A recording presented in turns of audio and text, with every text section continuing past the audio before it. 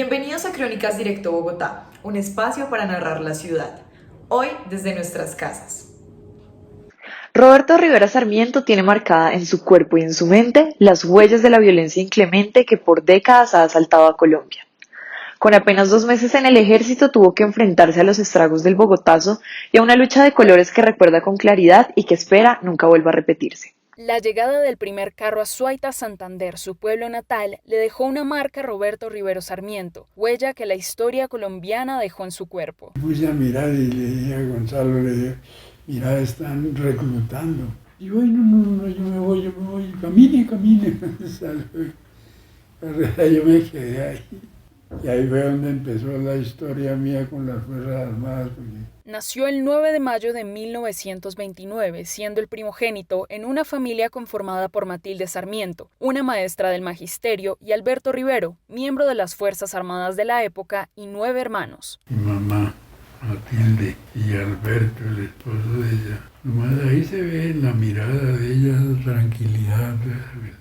Era una mamá extraordinaria. El 9 de abril de 1948, cuando apenas llevaba 2 meses en el ejército y aún no terminaba de aprender a marchar, Jorge Eliezer Gaitán fue asesinado y el Bogotazo se extendió por todo el país. A las 12 de la noche se tomó la ciudad de Barranca Bermeja, como era la capital de la petrolera. Todos esos trabajadores que había en la petrolera de Barranca, como el 80% creo, eran obreros comunistas.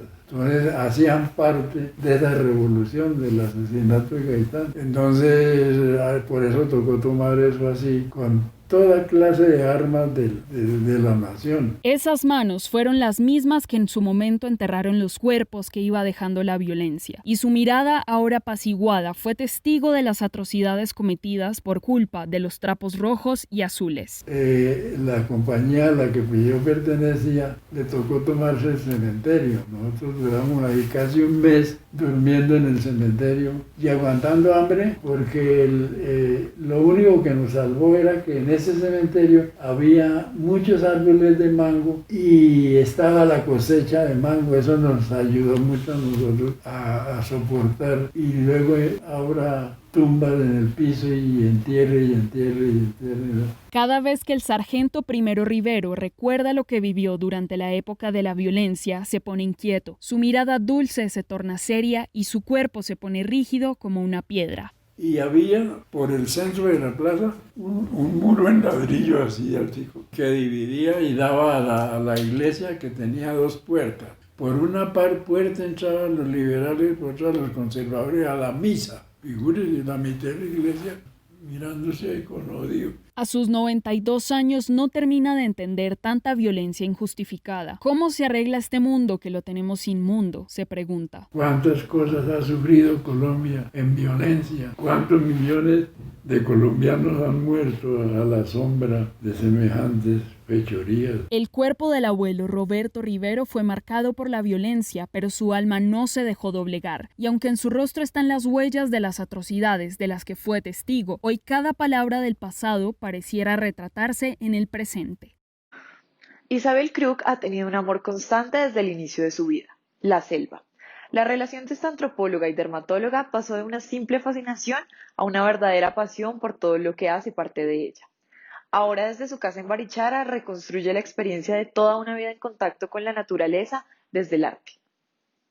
Quiero correr y escaparme con el cántico del agua y deleitarme con los cuentos del río Anaconda en su largo viaje hacia la mar. Isabel Krug se pierde en Barichara y no en la selva, el pequeño municipio al sur de Santander, cubierto por una capa de tejas anaranjadas, no supera las 20 cuadras. Sin embargo, para la doctora, escritora y antropóloga, es más sencillo encontrar el camino en medio de la maleza y los árboles. Ella me dijo, no, mire, tú para andar por la selva tienes que conocer todo lo que las sombras, tienes que conocer las sombras para saber la hora del día.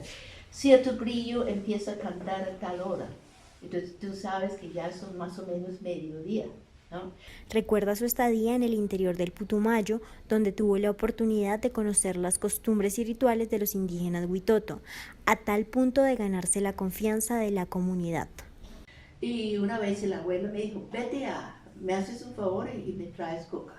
Entonces yo me fui con un canasto, pero fui con 2 amigas. Entonces nosotros estábamos felices y nos hicimos nuestro almuerzo y pues nos bañamos y todo y regresamos con pececitos y unos frutos, etc. ¿Y dónde está mi coca? Uy, me pegó una...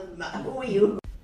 Después de ejercer como antropóloga, el interés en la medicina llegó en el momento en que descubrió la forma de combinar los conocimientos ancestrales con la medicina tradicional, lo que la llevó a convertirse en dermatóloga, alejándose un tiempo del suelo colombiano, pero con la promesa de regresar. Y así fue, y fue una experiencia pues maravillosa, y regresé, pero yo no quería trabajar a nivel hospitalario, eso es la última cosa que yo quería hacer. Yo quería seguir trabajando con comunidades indígenas, y la única forma de hacerlo fue trabajando en las brigadas de salud. En su proceso de inmersión, Isabel fue enamorándose más y más de los rituales y creencias de todas las comunidades. Así descubrió su fascinación por el jaguar, animal con el que hoy se identifica. A pesar de que su verdadero hogar siempre será la selva, han pasado 20 años desde que se asentó en Barichara.